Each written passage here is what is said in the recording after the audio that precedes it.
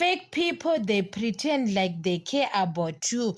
Deep down in their hearts, they don't care. When you are in trouble, you start receiving other calls.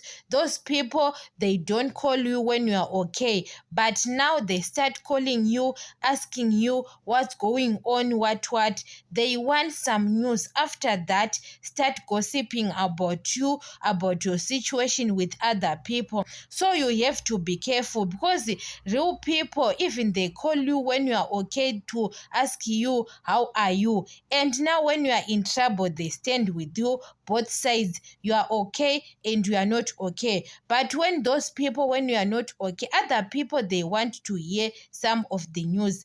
Even other people, they don't care about you when you are in trouble, especially friends.